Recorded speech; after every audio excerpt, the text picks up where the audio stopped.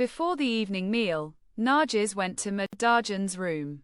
Madajan said, "Continuing this life was wrong from a place. I thought it would be okay and we could keep up appearances. But Ardalan's actions brought him here. However, I was not satisfied in my heart, but the work was done." Nargis said, "We lost the game and now we are empty-handed. Hamd is gone. And with him that wealth and peace. What should we do? Now Ardalan Azadeh can do whatever he wants. You should ask Mahan to give you your share and the rest of Ardalan's wealth while he still has the opportunity, and of course Hamd's share as well." Madajan looked at her, then Hamd. "When you were in his father's house, no one said anything to you. Looking for Hamd's share and inheritance. I want it more for Arman. I'm already lost." Madajan laughed bitterly and said, "Really? He who has a job and a high income in the company is the one who should provide for his mother as long as she is alive. To be honest and realistic, I don't want to be dependent on anyone. Not even Arman. Forgive me for being blunt. But why did you endure all this humiliation, betrayal, and womanizing? Agarjan. Love. That every once in a while he spends time with a beautiful, modern, and well-built woman and girl and gives them money from the caliph's pocket. Hamd couldn't create the life he and I wanted, and otherwise I should have had my own life right now. Parties, parties. Traveling. Now this girl is not alone and she ended up in this life and situation because Mahan wanted her. If Agarjan gets divorced and stubborn about this matter and that Mahan made him draw his sword and deprive everyone of their inheritance, who can stop him? Mother-in-law. So you blame us? Even though I know you don't like the problems, I'll talk to her. I once told him that I wish we hadn't separated, and he slapped me in the face that day. Those stares, my crying, my bent posture. And the fact that I could only stand on my feet with the help of 2 people. I'll tell him to at least do something for you."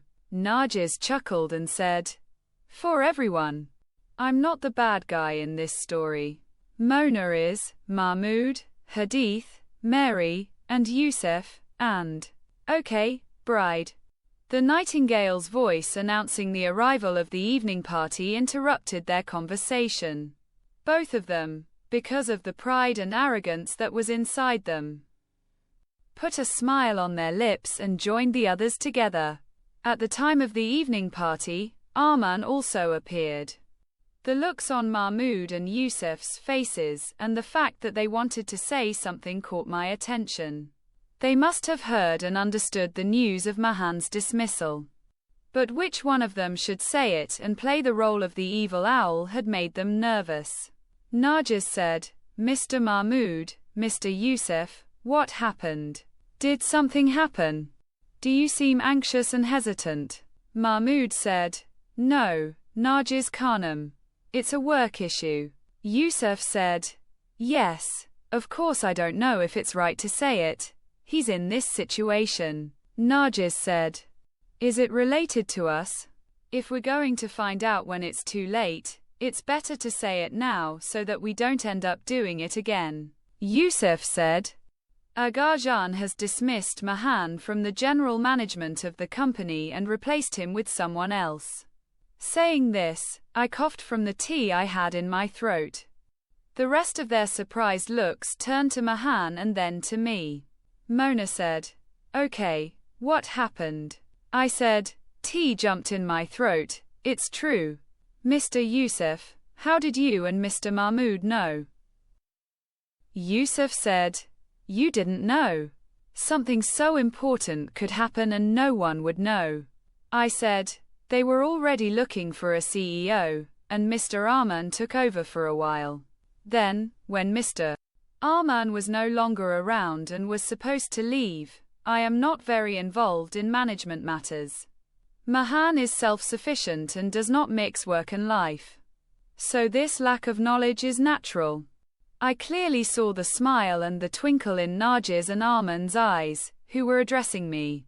Both of them nodded their heads not very noticeably but with satisfaction. Now they were seeing the other side of me, and according to Arman, the true essence, and according to Nargis, the daughter of a politician behind a mountain. Mrs. Jan said, Mahan, is it true? Ardalan did this. Yes, mother, it is true. My God. And her gaze turned to Nargis.